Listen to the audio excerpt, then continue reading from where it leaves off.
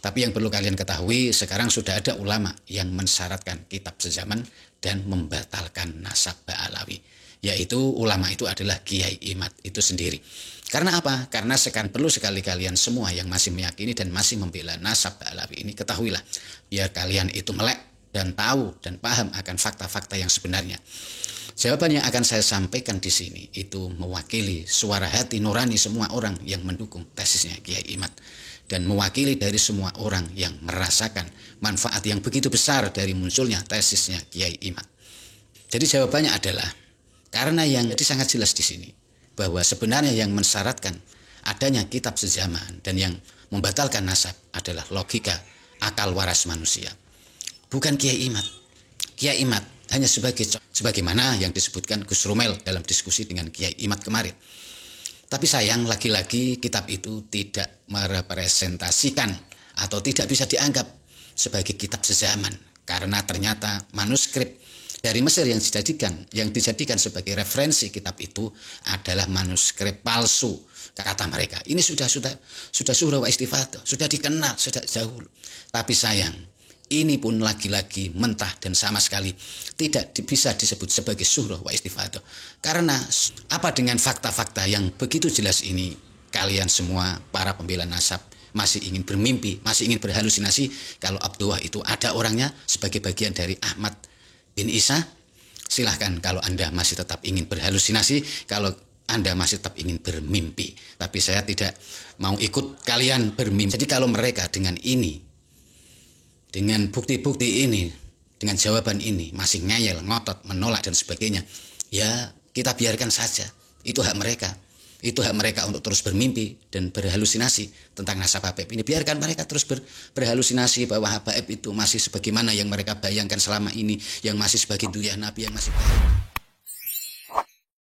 Assalamualaikum warahmatullahi wabarakatuh. Bismillahirrahmanirrahim. Alhamdulillahirabbil alamin. Wa bihi nasta'inu ala umuri dunya waddin, wassalatu wassalamu ala asyrafil anbiya'i wal mursalin sayyidina wa maulana Muhammadin wa ala alihi wa sahbihi ajma'in, amma ba'd. Para pemirsa sebangsa dan setanah air dimanapun Anda berada yang berbahagia, terima kasih Anda semua masih bersama dengan saya Nur Rahmat Asmawi di Nurmas Channel.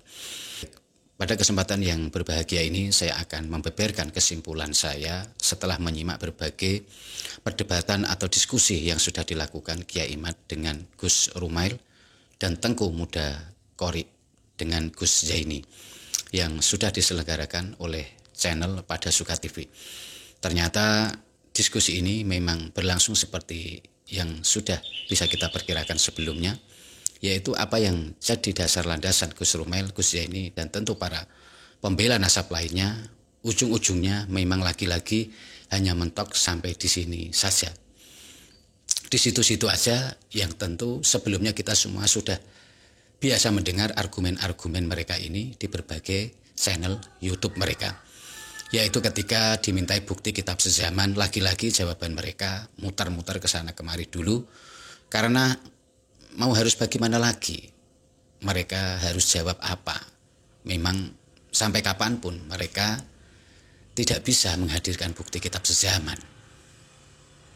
Jadi yang bisa mereka lakukan untuk bisa menjawab ya hanya sanggahan-sanggahan balik seperti itu. Yaitu sanggahan-sanggahan murahan yang tidak bermutu sama sekali, yang masih sangat jauh untuk bisa menjawab fakta-fakta tentang nasab ini.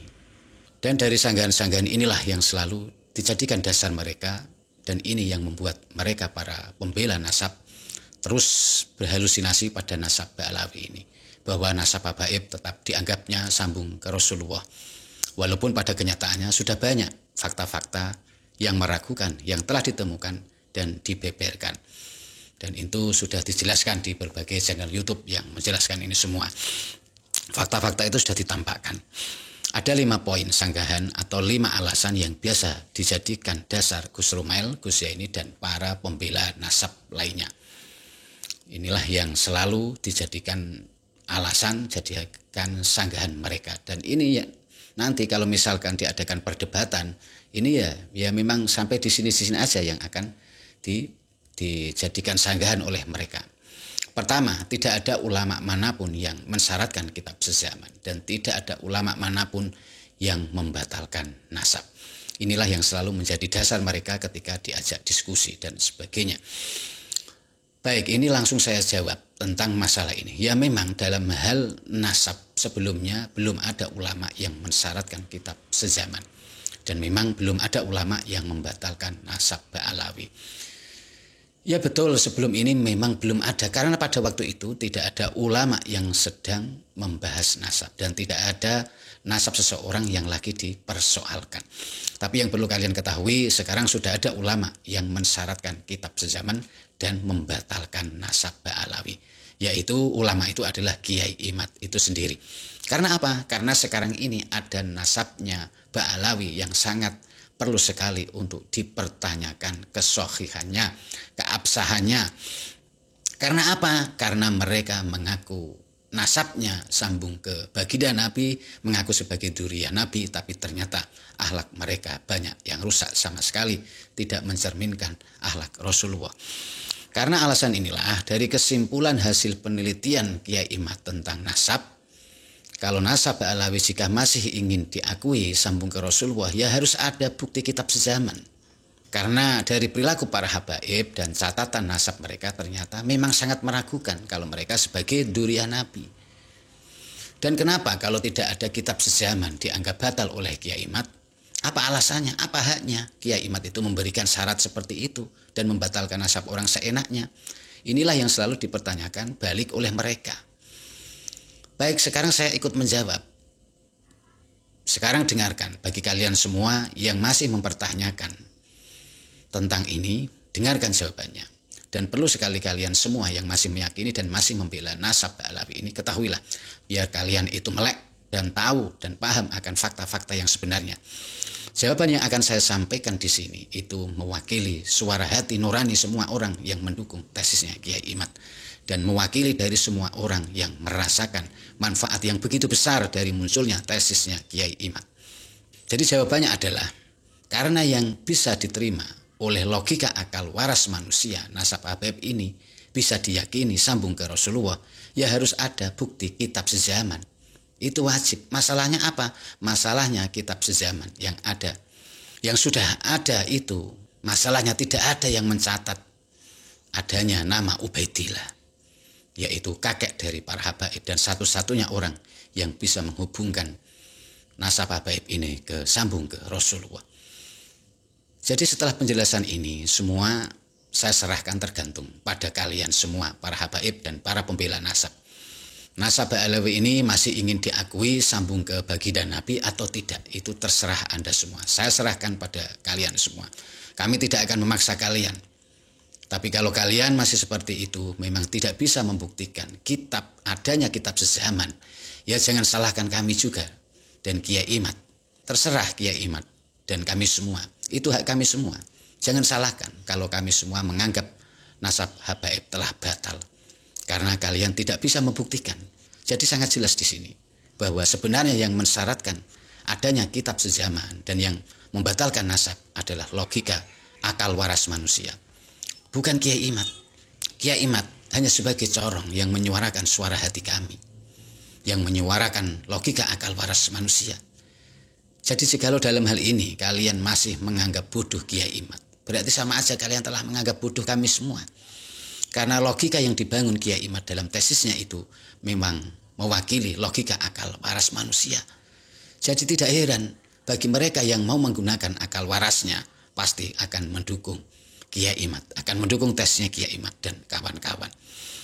Kemudian yang kedua, karena data kitab sezaman tidak bisa dipenuhi oleh para pembela nasab, lalu mereka menyanggah lagi dengan alasan tidak ditemukan bukan berarti tidak ada.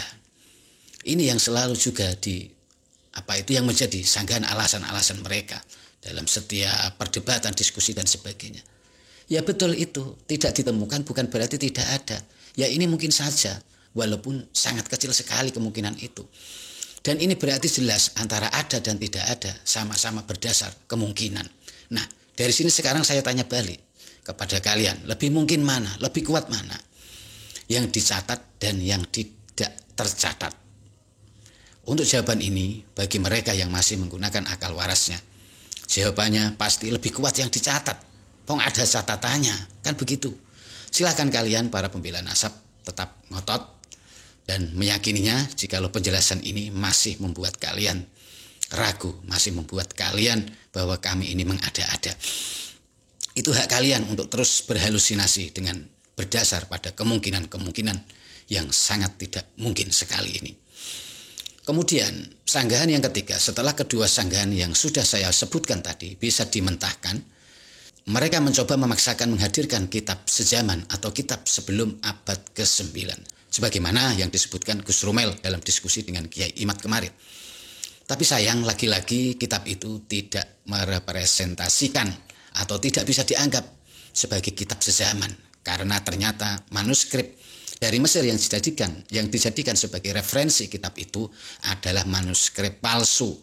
Karena yang asli adalah dari Paris. Yang lagi-lagi manuskrip dari Paris itu ternyata tidak mencatat adanya nama Ubaidillah, nama Abdullah.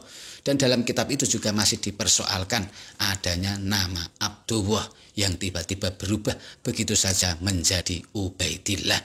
Dan kemudian menjadi Ubaid dengan alasan-alasan yang dibuat-buat mereka sendiri, yaitu ditazkir dan dibuang labdul jalalahnya. Itulah alasan-alasan mereka yang dibuat.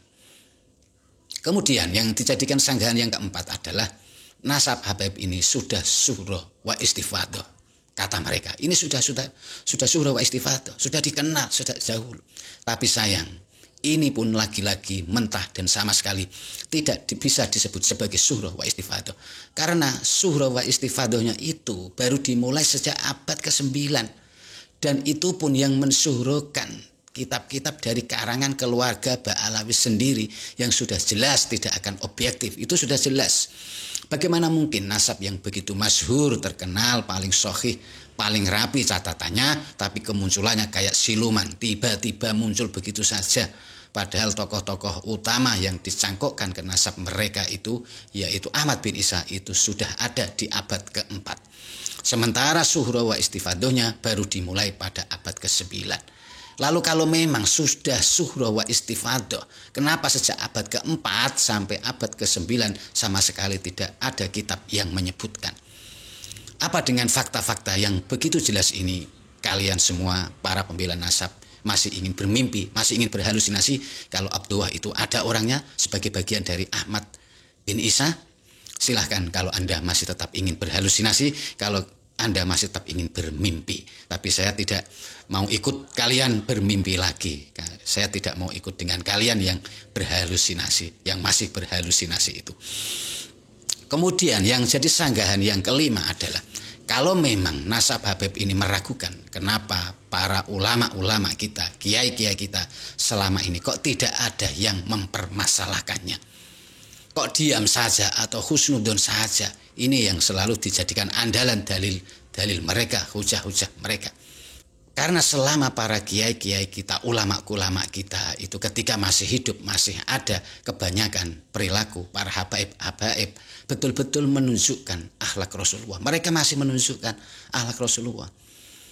Jadi mereka itu masih sopan, masih santun. Dan sekarang juga masih ada, sampai sekarang itu masih lumayan banyak. Masih lumayan banyak, tapi sayang itu semua ketutup oleh kebanyakan dari mereka yang akhlaknya yang sudah tidak mencerminkan akhlak Rasulullah. Jadi kalau mereka akhlaknya masih seperti itu, jadi masih sangat wajar sekali kalau para kiai-kiai kita dahulu tidak ada yang curiga dan tidak ada yang mempermasalahkannya. Beda jauh dengan akhlak kebanyakan para habaib yang sekarang ini, yang sama sekali tidak mencerminkan akhlak Rasulullah. Banyak mengumbar kata-kata kotor, rasis, merasa paling mulia, suka merendahkan para kiai-kiai, merendahkan orang pribumi, memalsukan sejarah dan makam-makam. Jadi kalau kita melihat fakta-fakta kebanyakan perilaku dari habaib yang bermasalah ini, kok masih ada kiai atau ulama yang husnudon, itu patut dipertanyakan. Memang para kiai-kiai itu sudah tahu atau memang tidak tahu, atau memang sudah tahu tapi tidak mau tahu. Padahal definisi husnudon pada seseorang itu hanya pada orang-orang yang perilakunya biasa aja, orang-orang yang perilakunya masih normal-normal aja, tidak ada yang mencurigakan. Tapi kalau sudah tidak semestinya, sudah tidak wajar. Biasanya dia itu tidak suka, misalkan seorang pencuri itu biasanya dia itu tiap malam itu tidur jam-jam segitu, tapi tiba-tiba jam-jam segitu dia kok tidak tidur, dan ternyata kemudian di sekelilingnya itu ternyata ada orang yang kehilangan. Nah, kalau kita melihat fakta seperti itu, ada sesuatu yang mencurigakan, itu kita sudah tidak layak untuk husnudon. Tapi kalau seperti itu kita masih husnudon, namanya itu kita bunuh diri. Dan begitulah seharusnya kalau memang dari perilaku-perilaku para habaib ini, para yang mengaku-mengaku sebagai durian Nabi ini ternyata sudah bermasalah, sudah ada yang tidak pantas dianggap sebagai cucu Nabi, bahkan mereka itu sudah tampak jelas mencemarkan nama baginda Nabi, mencemarkan nama Rasulullah yang mengatasnamakan sebagai cucunya, tapi perilakunya tidak mencerminkan kita masih husnudon, maka kita sama aja. Itu berarti membenarkan kejahilan, berarti sama saja kita telah ikut mendukung orang yang telah menghina baginda Nabi, orang yang telah menjelekkan, mencermakan baginda Nabi. Dengarkan itu, camkan itu, ya. Para pemirsa yang berbahagia, 5 hal inilah yang akan selalu dijadikan sanggahan, alasan, dan hujah mereka para pembela nasab. Dan itu sudah mentah semua dari apa yang sudah saya jawab di sini. Jadi kalau mereka dengan ini, dengan bukti-bukti ini, dengan jawaban ini masih ngeyel, ngotot, menolak dan sebagainya, ya kita biarkan saja. Itu hak mereka. Itu hak mereka untuk terus bermimpi dan berhalusinasi tentang nasab habaib ini. Biarkan mereka terus berhalusinasi bahwa habaib itu masih sebagaimana yang mereka bayangkan selama ini, yang masih sebagai durian Nabi, yang masih baik. Padahal sudah banyak fakta-fakta di depannya itu. Mereka itu perilakunya, akhlaknya yang rusak, itu sudah banyak kita lihat. Silakan mereka kalau ingin bermimpi. Ya, kita cuma bisa mendoakan mereka yang masih membela. Kita doakan saja semoga mereka semua dibukakan akal warasnya, sehingga menjadi orang yang terbuka pemikirannya dan tidak fanatik buta. Amin. Saya kira cukup sekian dari apa yang saya sampaikan. Mohon maaf atas segala kesalahan dan kekurangan. Wabillahi taufiq wal hidayah wal afu minkum. Wassalamualaikum warahmatullahi wabarakatuh.